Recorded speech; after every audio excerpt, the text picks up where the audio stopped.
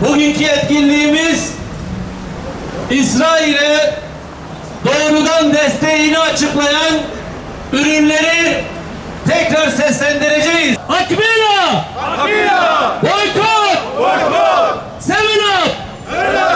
Boykot! Boykot! Kapi! Kapi! Boykot! Boykot! Erikli! Erikli!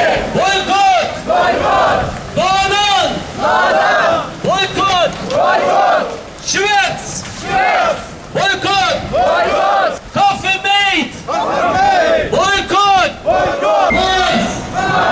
Boykot! Boykot! Boykot! Tokido! Boykot! Boykot! Boykot! Snickers! Snickers! Boykot! Boykot! Damak! Damak! Boykot! Boykot! Jelibon! Jelibon! Boykot! Boykot! Max! Max! Boykot! Boykot! Dow! Boykot! Boykot! Elidor! Jelibon! Boykot! Boykot! Grill! Grill! Boykot! Boykot! Domestos! Domestos! Boykot! Boykot! Alo! Alo! Boykot! Boykot! Feri! Feri! Boykot! Boykot! Kogon! Kogon! Boykot! Boykot! Ariel! Ariel! Boykot! Boykot! Finish! Finish! Boykot! Boykot!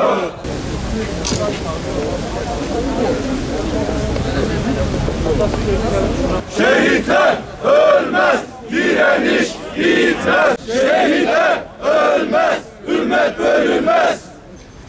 57 haftadır azimle, gayretle tarafını belli etmek adına, vicdanını, zihnini diri tutmak adına meydanları boş bırakmayan siz dostlarımızdan Rabbim razı olsun. 2 tane şehidi var Malatya'mızda.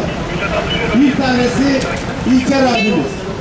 Bizi aylarca burada her hafta yalnız bırakmayarak meydanda yanımızda durdu ve Rabbine kavuştu. Biz onun gayretine, tarafına şahidiz. Rabbim şahit kılsın inşallah. İkinci şehidimiz ise Ahmet Kazgan abimiz. İlk günden itibaren boynunda Filistin atkısıyla beraber her hafta yanımızda yürüdü, boykotu söyledi, boykotu ilan etti, geri geldi. Daha ciddi bir şekilde vurgulamamız için bizi sıkıştırdı.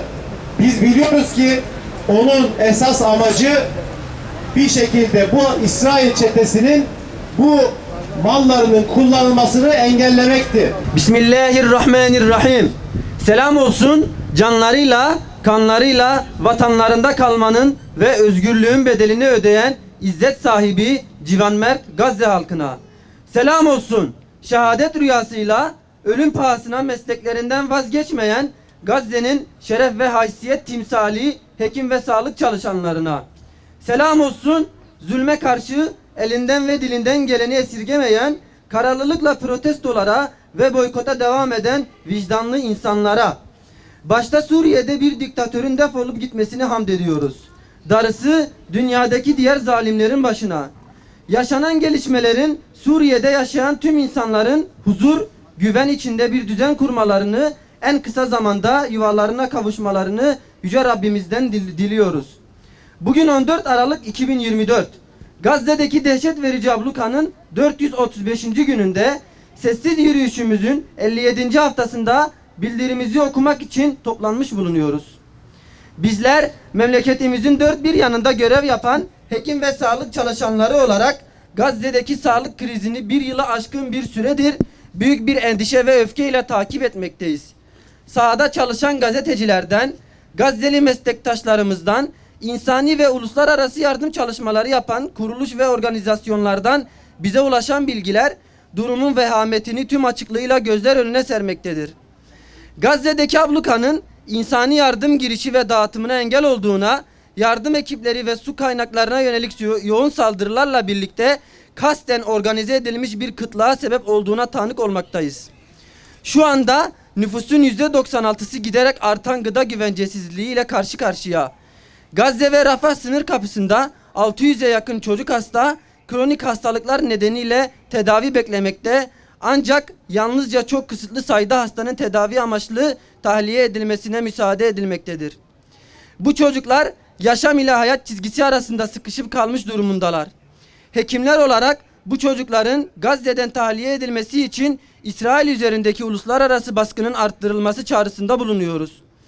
Gazze'nin her yerinde insansız hava araçlarıyla, keskin nişancılarla, hava ve kara bombardımanıyla sivil çocuklara, kadınlara ve erkeklere yönelik katliamlar gerçekleştiriliyor. %90'ı sivil olmak üzere 44 binden fazla insan İsrail saldırılarında hayatını kaybetti. Yerleşim alanlarının kasıtlı olarak yok edildiğine şahit olduk. 400 günü aşkındır evlerinden sürülen, güvencesiz koşullar altında yaşamaya zorlanan kardeşlerimizin mazlumluğuna şahit olmaktayız. Gazze'nin kuzeyinde elektrik, su ve gıda olmaksızın hizmet vermeye çalışan tek hastane olan Kamal Advan Hastanesi ve çevresi her gün dronlarla yoğun bombardımana maruz kalmaktadır. Hastane müdürlüğü İsrail'in tıbbi yardım konvoyunun kuzeye girişini engellediğini duyurdu. Ayrıca geçtiğimiz Perşembe günü bu bombardımanlardan birisinin neticesinde Doktor Said Cüde hayatını kaybetti. Cüde 2 ayı aşkın bir süredir kuşatma altında olan Gazze'nin kuzeyindeki tek ortopedi cerrahıydı. Bu gelişmeler yaşanırken Hamas, Arap Sağlık Bakanları Konseyi'ni sistematik bir yıkıma maruz kalan Gazze'deki sağlık sektörü sisteminin kurtarılması için acil ve pratik kararlar almaya davet etti. Arap ülkelerindeki sağlık bakanlarına Gazze şeridine tam donanımlı ve personelli sahra hastaneleri getirilmesi, yaralı ve kritik durumundaki hastaların tedavi için yurt dışına seyahat imkanının sağlanması konularında İsrail'e baskı yapılması çağrısında bulunuldu. Soykırımın sonuçlarının önlenmesi ve iyileştirilmesinde sağlık sisteminin, hastanelerin ve sağlık profesyonellerinin rolü muhakkak büyük önem arz etmektedir. Bu soykırıma seyirci kalacak değiliz. Bu nedenle memleketimizin her tarafında yükselen seslerimizi, sivillerin hedef alınmadığı, güvenlik koşullarda çalışabilmeyi talep eden Gazze'li meslektaşlarımızın sesleriyle birleştiriyoruz. Uluslararası toplumu, devletleri ve ilgili yönetimleri Gazze halkına karşı yapılan soykırım ile bir kez daha uyarıyor ve şunları talep ediyoruz. Acil bir şekilde kalıcı ateşkes sağlanmalı. Gazze'deki abluka kaldırılsın. İnsani ve tıbbi yardımlarla beraber tıbbi yardım sağlayacak heyetlerin Gazze'ye girişine izin verilmeli.